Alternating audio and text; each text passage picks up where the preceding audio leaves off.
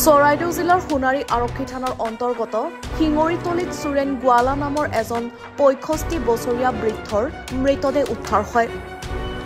জানিব পৰা মতে সন্ধিয়া প্ৰায় ৬ মান বজাত মাছ ধৰিবলৈ ঘৰৰ পৰা ওলাই গৈছিল। নিশা লোকজন ঘৰলৈ ঘূৰি নহাত আজি পুৱা স্থানীয় ৰাইজে বিলৰ পানী থপাতৰ টেমি এটা উপঙি থকা প্ৰত্যক্ষ কৰি সেই স্থানত বিচাৰ খোচাৰ কৰাত বৃদ্ধজনৰ মৃতদেহটো উদ্ধাৰ হয়। বৰ্তমানলৈকে আৰক্ষী উপস্থিত হোৱা নাই। মানুহজন শিঙৰিতলি বস্তিৰে হয়। কি নাম মানুহজন? মানুহজনৰ নামটো এনেকুৱা ফুচি বুলি মাতে চবে। আপোনাৰ হৈ গ'ল গোৱালা লিখে।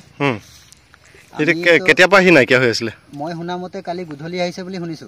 ময়ো এতিয়া ঘৰৰ পৰা ওলাই আহিছো।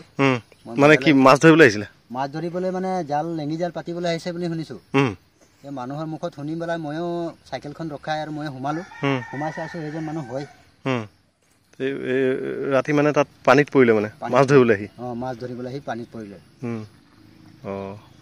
পুলিচক খবৰ দিছে নেকি কোনোবাই? এইটোৱে গম পোৱা নাই। এতিয়া আমাৰ গাঁৱৰ ভিডিপি হাতে জানিব লাগে, পুলিচক খবৰ দিব লাগে, তেতিয়াহে পুলিচ আহিব। এতিয়া খবৰ দিয়া নাই? খবৰ দিয়া নাই এতিয়ালৈকে। পুলিচটো আহিব লাগিছিলে ৰাতিপুৱা মানুহজন যেতিয়া ৰাতিপুৱা মানুহে চালে, হয় নহয়? আমি এতিয়া চাই আহিছো, তেতিয়াহে গম পাইছো নাই এনেকুৱা খবৰ। মই চবক সুধিছো পুলিচক খবৰ দিলে নাই, সেইটোৱে এতিয়া দিয়া নাই। আপুনি পাৰিলে যোগাযোগ কৰি। চৰাইদেউৰ পৰা পৰিস্মিতা ফুকনৰ ৰিপৰ্ট, এনি ভাৰত 24। নমস্কাৰ, মই অজয় ফুকন আৰু এইখিনিতে সমূহ এনি ভাৰত চেনেলটোৰ যিসকল কৰ্মকৰ্তা আছে সকলোৰে মোৰ ফালৰ পৰা শুভেচ্ছা জ্ঞাপন কৰিছোঁ। অসমৰ আচলতে সংবাদ জগতত নতুনকৈ আচলতে এটি আত্মপ্ৰকাশ ঘটিছে আমাৰ নিউজ চেনেল এনি ভাৰত। আৰু এনি ভাৰতৰ এটা খুব ধুনীয়া এটা অনুষ্ঠান হ'বলৈ গৈ আছে।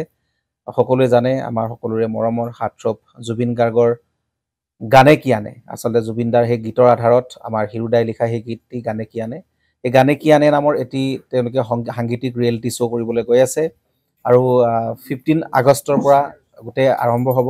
প্ৰথম অডিশ্যন অসমৰ ধেমাজি জিলাত আৰম্ভ কৰিব। গতিকে সমূহ যিসকল প্ৰতিভা আছে, যিসকলে গান ভাল পায়, যিসকলে তেওঁলোকৰ নিজৰ প্ৰতিভা আচলতে দেখুৱাব বিচাৰে, এই ৰিয়েলিটি শ্ব'ত গানে কি আনে এই প্ৰতিযোগিতাত অংশগ্ৰহণ কৰক আৰু খুব ধুনীয়া আপোনালোকে সুবৰ্ণ সুযোগ লাভ কৰিব। লগতে ইয়াতে পুৰস্কাৰ আছেই, বিভিন্ন ধৰণৰ উপহাৰো আপোনালোকে লাভ কৰিব। আৰু লগতে এগৰাকী প্ৰতিষ্ঠিত আচলতে এগৰাকী শিল্পী হিচাপে অসমৰ সাংস্কৃতিক জগতত আপোনালোক প্ৰতিষ্ঠা লাভ কৰিব। গতিকে গোটেই অনুষ্ঠানটোলৈ মোৰ ফালৰ পৰা শুভকামনা থাকিল। আৰু লগতে এই অনুষ্ঠানটোত আপোনালোকে অংশগ্ৰহণ কৰিব, আমিও আছোঁ আৰু সকলোকে আমি লগ পাম। ধন্যবাদ।